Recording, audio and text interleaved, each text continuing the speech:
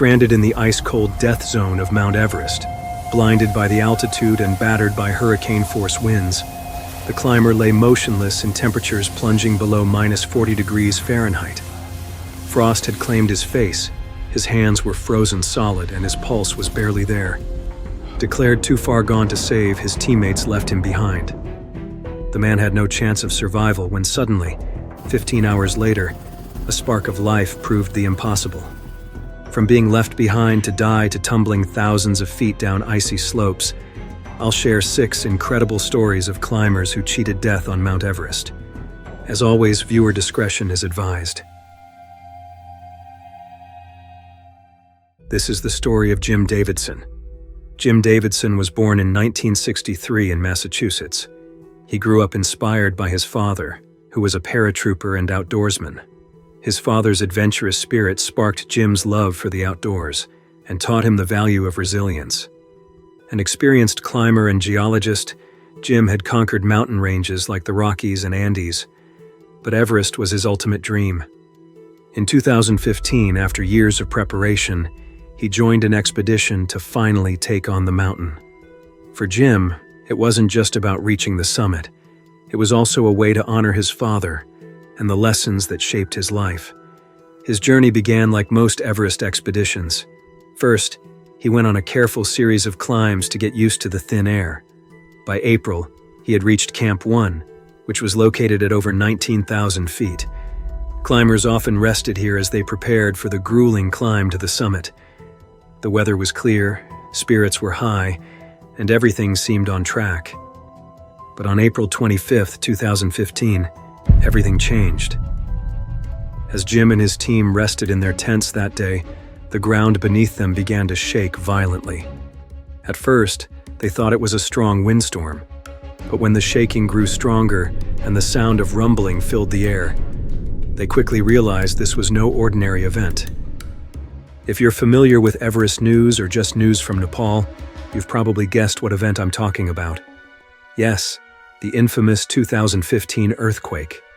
Jim's tent, which was weighed down by gear and supplies, flew 8 inches off the ground and slammed down again. It dropped back down and then up again, he recalled in an interview. I knew it was an earthquake. We would be in extremely serious trouble at some point. He was right. A massive earthquake measuring 7.8 on the Richter scale had hit Nepal. The quake sent shockwaves through the region and unleashed devastation across the Himalayas. On Everest, the tremors lasted about 50 seconds, which might not sound long, but at that altitude, it feels like forever. The mountain shook violently as massive sheets of snow, ice, and rock broke loose and fell rapidly down the slopes. Some of these avalanches lasted several minutes and wiped out everything in their way. It was a disaster that shook the mountain to its core. Obviously, Jim and the rest of the expedition members could no longer climb the mountain. They had to think of surviving. But the route they would normally take to get back to base camp went through the Khumbu icefall, a dangerous area full of giant ice blocks, deep cracks, and towering ice walls. The avalanches had destroyed the ladders and ropes climbers used to cross these dangers. The path was buried, broken, and too dangerous to navigate. Going back would be like trying to cross a collapsed bridge. Camp 1 was now isolated. They were literally stranded on the mountain. This terrified the climbers beyond description. Just the year before the earthquake, an avalanche wiped out 16 Sherpas in the Khumbu icefall in what is still considered one of the deadliest days in Everest's history.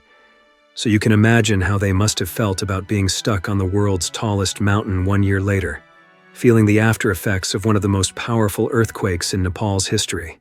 Many would have lost their nerves, but Jim wasn't one to give up. Along with his team, he assessed the situation and focused on survival. They divided their supplies carefully, knowing help might take days to arrive. Despite the chaos, Jim's experience as a climber and his ability to stay calm under pressure became his greatest assets. But as the days passed, the situation grew more desperate. Aftershocks kept shaking the mountain, and everyone was scared another avalanche might hit. Jim and the team stayed put at Camp 1, unable. They couldn't risk moving. All they could do was stay in their tents, conserve food and water, and wait. Meanwhile, down at base camp, rescue plans were being made. Teams realized Jim and others at Camp 1 couldn't get down on their own. Through radio communication, Jim and other climbers coordinated with the camp below and called for help. Rescue helicopters were sent to bring down the climbers, even though this was a huge risk. Flying at those heights is incredibly dangerous because the thin air makes it hard for the aircraft to stay stable, and the icy slopes were no help either. There was no safe spot to land. But the pilots decided to press on. On the third day, a helicopter finally arrived. But there was a problem. It couldn't land. The ground around Camp 1 was unstable from the avalanche, and even the slightest weight could have triggered another collapse. So the pilot had to hover above the camp, battling thin air and high winds. One by one, the climbers were strapped into harnesses and lifted into the helicopter. Every second was tense. The risk of a crash or an avalanche was enormous, and even the smallest mistake could have spelled disaster. Jim described it as one of the most terrifying moments of his life. But one by one and against all odds, Jim and his team were evacuated safely. When he reached base camp, the devastation was overwhelming. The earthquake had left it in ruins, and stories of loss filled the air. 19 people had been killed in the avalanche triggered by the quake, making it one of the deadliest days in Everest's history. Across Nepal, the earthquake claimed nearly 9,000 lives, leaving the country in mourning and traumatized. 10 years later, on January 7, 2025, Nepal got a bit of a rattle from an earthquake centered in China. A lot of people remembered this day in 2015 and feared history repeating itself. The entire experience probably traumatized Jim too, but he was determined to face it and finish what he started. So 2 years later, he climbed the mountain again in 2017 and reached the summit. Jim's story shows just how quickly everything can change on Everest. But sometimes, survival isn't just about reacting to the moment, but enduring challenges that push you far beyond your limits. Let's go from bad to worse. In 1962, Mohan Singh Kohli, an Indian mountaineer and Navy officer, set out on one of the most ambitious Everest expeditions at the time. Kohli at that time was already an experienced climber. He had participated in 20 major Himalayan expeditions, including India's first ascent of Nanda Ghat and the first summit of Annapurna 3. But this expedition would test him in ways no training ever could. The goal was to pave the way for India's mountaineering ambitions by conquering Everest. Kohli and the team of climbers led by Major John Diaz expected to face the usual dangers you would expect when climbing a mountain. Little did they know they would have to deal with something far more dangerous. By late May, Kohli and the team camped at around 27,650 feet high on the mountain. They were almost at the summit. At these heights, oxygen levels are only a third of what they are at sea level, and every movement drains your energy. But for Kohli and the team, the summit was in sight, and they were determined to push forward. But out of nowhere, the weather turned on them. An unexpected blizzard fell on the mountain, bringing with it icy winds that blasted at over 50 miles per hour. Temperatures fell far below freezing, and visibility dropped to almost zero. The climbers were trapped. Moving forward was impossible, and retreating down the mountain was just as dangerous. As the storm raged on, the tent became their only protection from the elements. Snow and ice piled up around it, threatening to bury them frozen. The thin fabric walls flapped violently in the wind, and at times it felt as though the entire structure would be torn away. Somehow it held firm. For 3 long days and nights, Kohli and his team huddled in a tiny tent, designed for only a short stay. They had limited supplies and were forced to carefully ration their food and water. Worse still, 2 of the climbers had run out of supplemental oxygen. At this altitude, the lack of oxygen could cause the body's organs to shut down. Frostbite and hypothermia loomed, and the team knew that if the storm didn't break soon, their chances of survival would disappear. Kohli's leadership during those days made a difference. He managed the team's limited resources, ensuring that everyone had enough to stay alive just a little longer. He also kept morale high, reminding the climbers that they had faced tough conditions before and survived. Finally, After hours of waiting, the storm began to break on the third day. The winds eased, and visibility improved just enough for the team to attempt a descent, but they were still in danger. The climb down Everest has always been very risky. Can you imagine how much riskier it would be after a blizzard? Cracks and crevasses lay hidden under layers of snow. Just one misstep could mean disaster. And remember, this was 1962. There was no emergency or rescue you could call to save you if things went wrong. It was all up to you and your team. As they descended, Kohli's body must have been pushed to its limits, but his determination never wavered. He kept moving, one agonizing step at a time. When the group finally reached the lower camps, they were met with relief. Kohli and his team had survived one of the longest and most dangerous blizzards ever recorded in Everest's death zone. Their story of endurance and teamwork became the stuff of legend. Although the 1962 expedition didn't reach the summit, it was far from a failure. Kohli's survival and leadership laid the foundation for India's historic 1965 Everest expedition, where 9 climbers successfully reached the summit, a world record at that time, and returned safely. Kohli's story captures the raw unpredictability of Everest. But for some, the allure of this mountain goes beyond simply reaching its summit. Our next story is about a man who did the impossible on Everest and survived. Mount Everest is a place where even walking slowly can be deadly. Now imagine skiing it down. That's exactly what Yuichiro Miura decided to do in 1970. Miura was born in 1932 in Japan and grew up surrounded by mountains, which sparked his love for adventure. His father was a famous skier and mountaineer, and Miura followed in his footsteps, becoming a skilled skier himself. Before his Everest stunt, Miura had already built a reputation as a thrill seeker. At 32 years old, he broke the world speed skiing record in Italy when he raced down a slope at over 100 miles per hour. 2 years later, he became the first person to ski down Mount Fuji in Japan. To stay safe during the daring descent, he used a parachute to slow himself down. Miura didn't stop there. He skied down some of the tallest mountains in the world, like Mount McKinley in Alaska and Mount Kosciuszko in Australia. So, I think it's fair to say that he was a legend in extreme skiing. You're probably not surprised that he decided to ski down Mount Everest, right? But let's be clear, he didn't plan to ski from the summit. His goal was to descend from the South Col, around 26,000 feet up. Even at that height, it was an incredibly bold and dangerous challenge.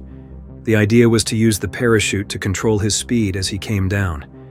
Miura didn't take on this challenge alone. He had a dedicated team with him to make the daring attempt possible. The team included expert climbers, Sherpas who knew the mountain well, and camera operators to document the stunt. The team worked together to prepare the route and set up checkpoints along the way. They were also his safety net, ready to step in if things went wrong. And as it turned out, they would play a critical role in saving his life. As Miura began to ski down, things quickly spiraled out of control. The icy slopes were far more dangerous than he expected. Despite deploying his parachute, he lost his balance and began tumbling uncontrollably down the mountain.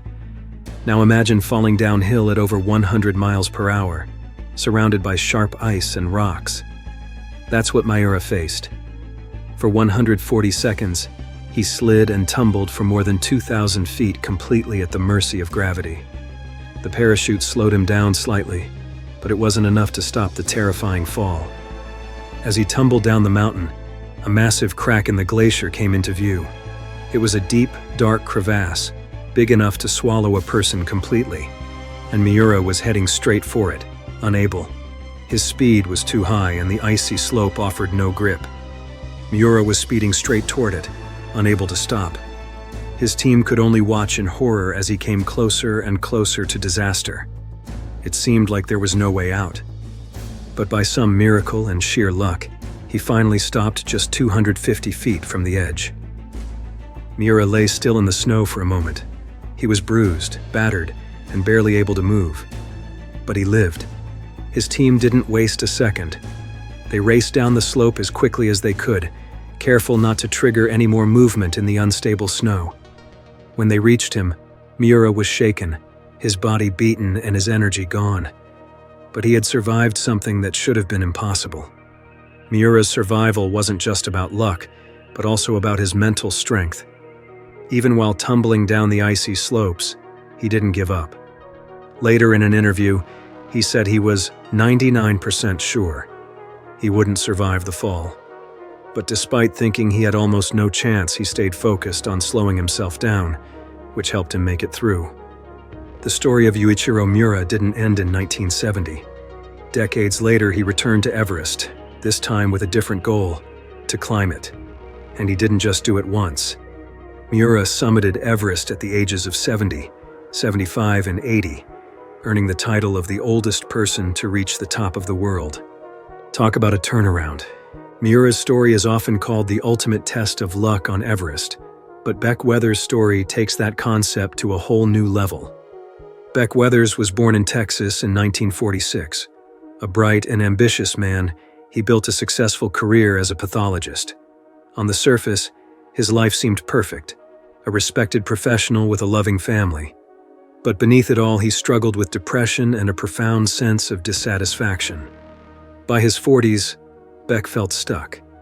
He began to search for something to reignite his passion for life.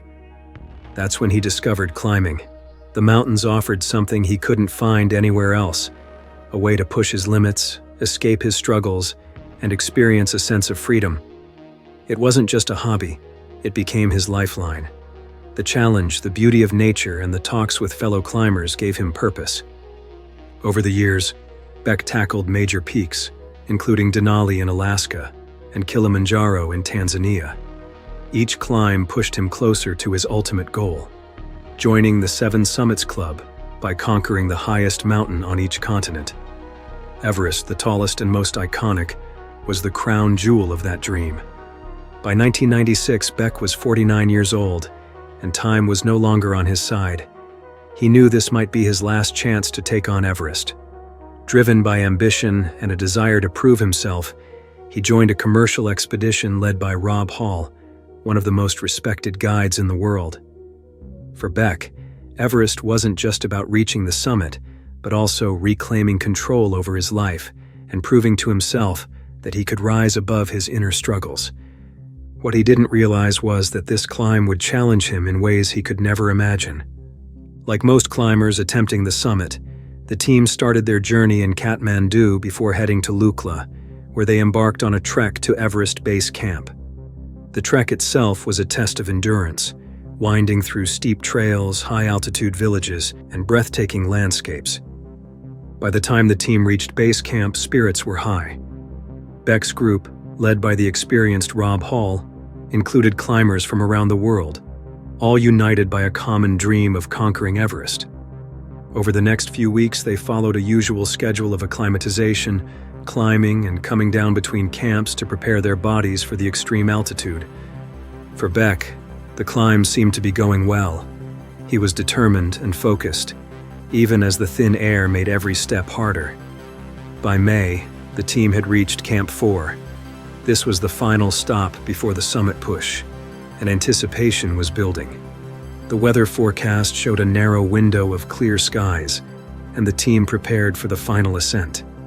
Everything appeared to be on track, but little did Beck know what awaited him, and the team above the South Col would become one of the deadliest disasters in Everest history. For Beck, his troubles started high on the mountain in the death zone. The air is so thin that your body starts to shut down due to lack of oxygen. Every step here feels like a marathon. For Beck, the problem was even worse. Years earlier, he had surgery on his eyes, something called a radial keratotomy surgery to correct his vision. While the procedure let him see well at normal altitudes, the thin air and air pressure that high up Mount Everest caused his vision to fail rapidly. By the time he reached the death zone, Beck was nearly blind, and each step became more dangerous than the last. Despite his condition, Beck pushed on, determined to continue with the climb. But as the hours passed and his vision worsened, it became clear he couldn't safely reach the summit. Reluctantly, he agreed to stay behind at a designated spot near the South Col, while the rest of the team moved forward. He was told to wait until they returned to guide him back down. As Beck sat waiting near the South Pole, the weather began to change. The clear skies that had been predicted quickly disappeared as dark clouds rolled in, and the wind picked up. A massive storm was forming, one that would soon cover the mountain in chaos. With each hour passing, Beck's condition worsened. Freezing temperatures, a blinding storm, and no protection left him completely exposed. Imagine being stuck on a mountainside in a blizzard, unable to see, with freezing winds that could cut through even the thickest gear. That was Beck's reality. When his team finally found him, they thought he was too far gone to save. He couldn't see or move, and his body started to freeze. In the brutal conditions, the team made the heartbreaking decision to leave him behind. They assumed he wouldn't survive the night, and they had to prioritize their own safety in the harsh conditions. Beck spent nearly 15 hours lying in sub-zero temperatures, battered by winds that made the cold even deadlier. Frostbite began to take hold, and his body slowly shut down. By all logic, he should have died. But Beck's story wasn't over yet. Against all odds, what happened next would go down as one of the most extraordinary stories in Everest's history. When the storm finally passed the next morning, Beck was in bad shape. His face was frozen solid, his hands and feet were badly frostbitten, and his body temperature was dangerously low. Two climbers who were also part of the expedition came across him lying motionless in the snow. To them, he appeared beyond saving. He wasn't responding, and his condition was so dire that any attempt to move him could risk the lives of others. So the climbers made the difficult decision to leave Beck where he was. They radioed the news back to camp, and word spread that Beck Weathers hadn't made it. His family would later be told the same grim news, but Beck wasn't dead. Not yet. Hours later, in what can only be described as a miracle, he woke up. Disoriented and in excruciating pain, Beck somehow managed to sit up. Despite his severe injuries and the sub-zero temperatures, he found the strength to stand and begin stumbling back toward Camp 4. With no vision and barely able to move, Beck relied purely on instinct and sheer willpower to make his way down the mountain. When he finally reached Camp 4, the other climbers couldn't believe their eyes. They had left him behind, certain he wouldn't survive. Yet, against all odds, there he was, alive. The team immediately set to work, trying to stabilize him and figure out how to get him off the mountain. The situation was critical. With his injuries, Beck's survival depended on a quick evacuation, something that was almost impossible in Everest's extreme conditions. Despite the dangerous flying conditions, a helicopter successfully came to Beck's aid. He was loaded on board and flown down to be treated. Back down and in the hospital, doctors assessed the damage. The frostbite he suffered was so severe that he lost his right arm below the elbow, the fingers on his left hand, and parts of his nose. Surgeons performed multiple operations to reconstruct his face and save what little remained of his hands. Against every odd, Beck Weathers survived. For many people, this experience might have been the end of their adventures, but Beck saw it as a new beginning. Before Everest, he admitted he had focused too much on work and not enough on his family. Surviving the mountain made him change his life. He became closer to his loved ones and found a new purpose in sharing his story. Beck's journey is one of the most incredible chapters in Everest's long history. Imagine being certain someone is gone to see them later with your own eyes.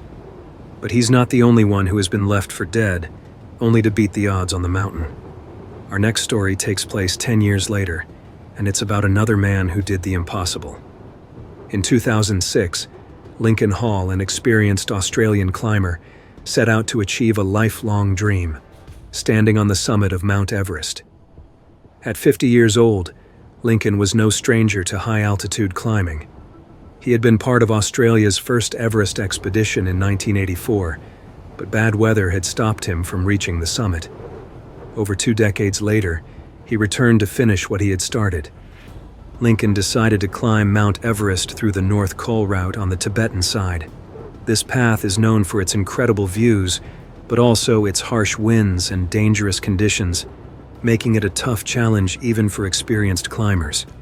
The journey started in Lhasa, Tibet, where Lincoln's team spent time getting used to the altitude. From there, they traveled to Everest's North Base camp at 16,900 feet. Over the next few weeks, they slowly climbed higher, moving between camps and giving their bodies time to adjust to the thin air. On May 25, 2006, after weeks of preparation and climbing, Lincoln finally reached the summit of Everest. As he stood on the highest point on Earth, he must have finally felt peace and triumph after achieving his dream. But as every climber knows, reaching the top is only half the battle. More danger comes on the way down, and for Lincoln, that danger turned into one of the most unbelievable survival stories ever told. As Lincoln and his team descended from the summit, the thin air and exhaustion began to take their toll. At around 28,000 feet, Lincoln started showing signs of severe altitude sickness. He became disoriented and was unable to focus and follow instructions. Soon he could barely stand, let alone walk. The once determined climber who had reached the summit now appeared helpless against the harsh conditions of Everest. The team tried everything to help him. They encouraged him to keep moving, gave him oxygen, and his Sherpas spent hours trying to guide him down, but the effects of the sickness were too strong. Lincoln's condition worsened minute by minute. His speech became slurred and his movements were unsteady. Eventually, he collapsed. The death zone is unforgiving. At that altitude, every climber is on borrowed time. The longer they stayed to assist Lincoln, the more their own lives were at risk. With freezing winds biting through their gear and oxygen supplies running dangerously low, the team had to face the hard facts. Lincoln was more baggage than a fellow climber at that point. As you might have guessed, the team made the excruciating decision to leave him behind. And just like Beck, the climbers reported that it was over for him. But Everest had one more surprise in store. The next day, a group of climbers heading toward the summit saw something that made them stop in their tracks. There, sitting on the mountain slope, was Lincoln Hall. Alive. He wasn't just alive, though. He was sitting upright with no hat or gloves, and when they approached, he calmly said, "I imagine you're surprised to see me here." It was a miracle that defied all logic. After surviving the night in such extreme conditions, Lincoln was in rough shape. His hands and face were badly frostbitten, and he was still weak and confused. But he was alive. The team immediately abandoned their summit plans to save him. Rescuing someone at these heights is incredibly dangerous. The air is so thin that even the smallest effort feels like running a marathon. But these climbers, along with Sherpas, were determined to bring him to safety.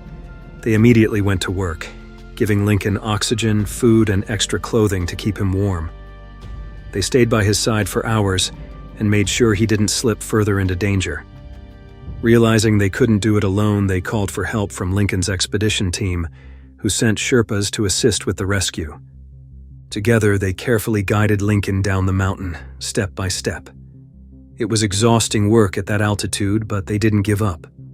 Eventually, Lincoln made it back to a lower camp, where he was treated for frostbite and other injuries. Lincoln's survival is one of the most astonishing stories in mountaineering history. Spending a night alone in the death zone should have been a death sentence, but he somehow pulled through. But Lincoln Hall wasn't the only climber to survive hard conditions on Everest. Our next story goes beyond sheer luck to unimaginable courage. Climbing Everest is hard enough with 2 legs. Now imagine doing it with none. Born on September 27, 1959 in Geraldine, New Zealand, Mark Inglis grew up in a country known for its rugged landscapes and mountaineering culture. Mark was drawn to the mountains from an early age. By his late teens, he had developed a passion for climbing and adventure. Mark's life took a dramatic turn at 23 when a storm trapped him and his climbing partner, Philip Doole, in an ice cave while they were climbing the tallest mountain in New Zealand, Mount Cook, Ioraki. They were stuck for nearly 2 weeks. With no means of escape and reduced supplies, the freezing conditions eventually caused severe frostbite. When rescuers finally reached them after 13 agonizing days, the damage to Mark's legs was irreversible. Both legs were amputated below the knees.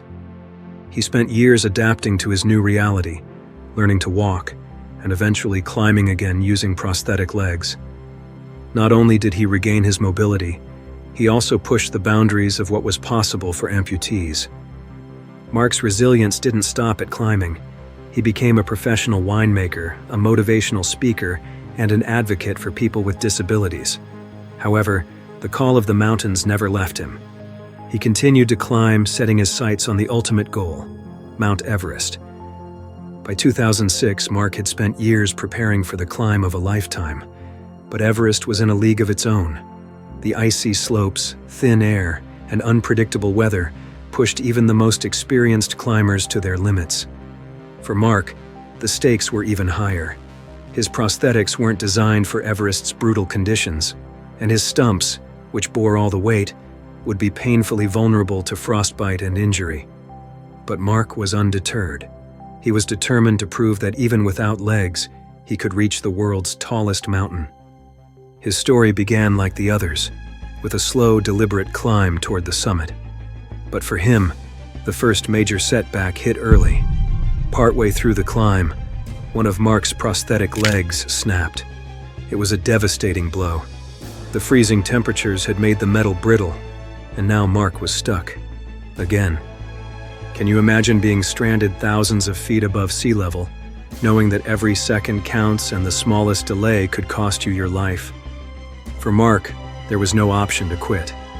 Using duct tape, spare parts, and sheer determination, he and his team cobbled the prosthetic back together. It wasn't perfect, but it worked, at least for now. As Mark climbed higher, the death zone welcomed him with its usual cruelty. For climbers with two healthy legs, this is where exhaustion begins to take over. Imagine how it was for Mark. Every step sent sharp pain shooting through his stumps as the constant friction from his prosthetics tore at his skin.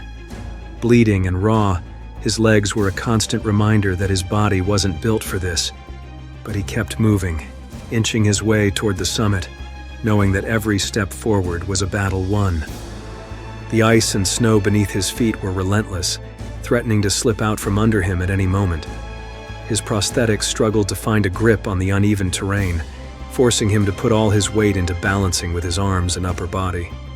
The higher he climbed, the harder it became to ignore the burning pain and exhaustion that racked his body. And then came the frostbite. The freezing temperatures began attacking his stumps, the very parts of his body that were already overworked and fragile. By the time he reached the summit, frostbite had set in so deeply that parts of his stumps would later require surgery. But at that moment, Mark didn't care. On May 15, 2006, after weeks of unimaginable hardship, he stood at the top of the world. For a brief moment, the pain, the cold, and the exhaustion melted away. He had done it. Mark Inglis became the first below-the-knee double amputee to summit Everest, proving that even the harshest obstacles could be overcome. But as every climber knows, the summit is only half the journey. The descent was even more punishing. With his prosthetics patched and his body weakening, Mark faced another harrowing challenge. His stumps, now severely frostbitten, felt like they were on fire with every step. The patched leg threatened to give out again, and he had to focus every ounce of strength just to keep moving.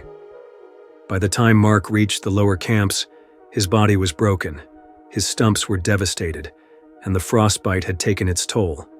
He required extensive medical treatment to recover, but even then, his spirit remained unshaken. Mark Inglis didn't just conquer Everest, he conquered pain, doubt, and limits most of us can't even imagine.